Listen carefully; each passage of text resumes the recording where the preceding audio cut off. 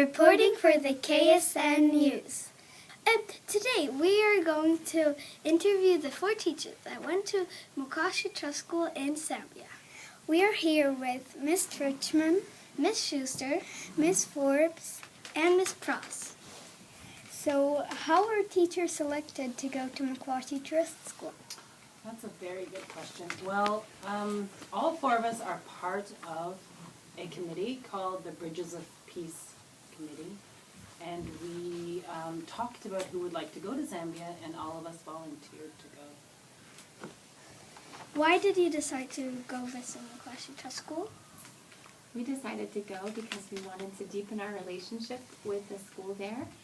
We've been going back and forth in communication, and we thought it would be more meaningful for us to actually go get to visit them and to see them in person.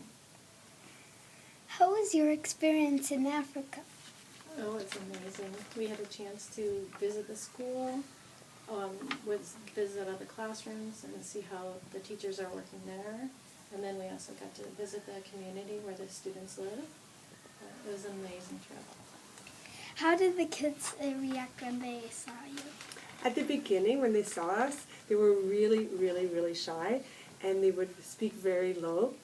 But you saw their excitement when they saw us. And when we were in the classroom, the first times they were also very shy. But by the end of the week, it was like they were our students for months and months and months, and they felt very comfortable with us. So, like any normal students would be at the beginning, very shy with their new teachers, and then felt very comfortable by the end of the week. And as soon as we got the cameras out, they came in hordes wanting to get their picture taken.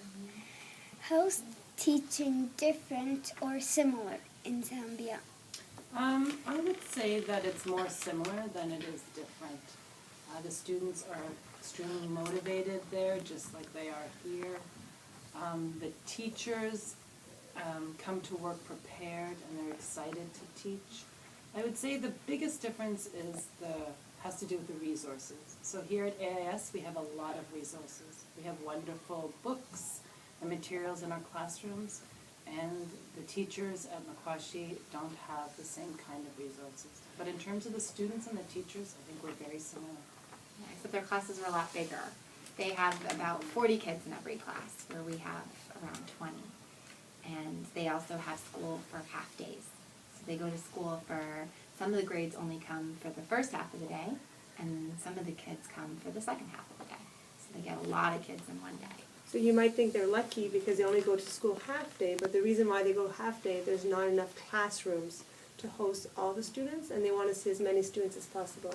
So the kids only go half day to school. But they do go for 5 hours. The morning shift, they arrive at 7, and they leave at 12, I think, and they have a 15-minute break. So they do get a lot of school time. It's just compressed. What was your greatest memory of your trip? Well, there's so many good memories, but I think of the last day that we were there, the students and the entire school put on an amazing performance for us as a closing ceremony, as a way to say goodbye to us, with singing and dancing and poetry, and it was a beautiful experience, and I think that will stick with me for a long time. And as the closing ceremony was amazing, I also thought the welcoming was quite.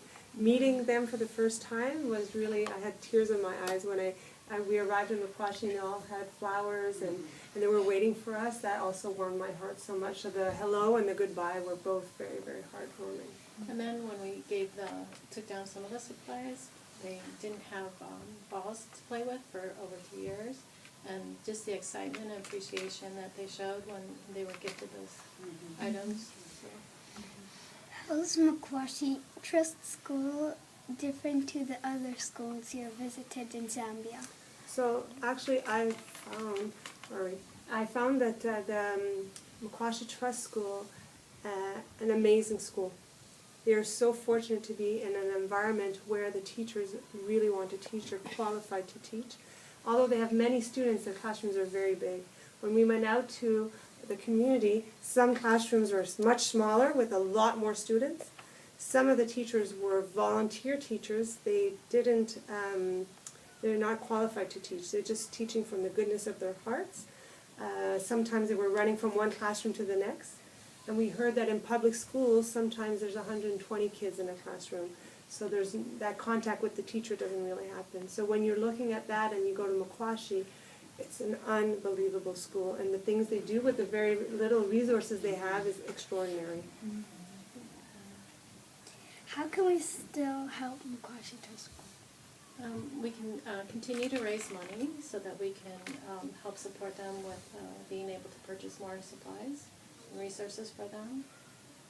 Emotional support, having the two teachers that are visiting come up and do classroom visitation so that they can see additional strategies that they can take back.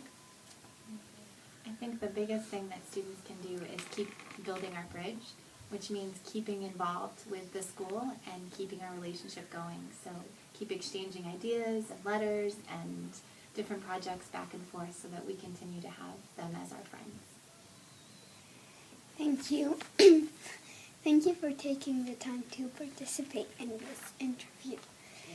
This was Neva and Alice reporting for the KSN News.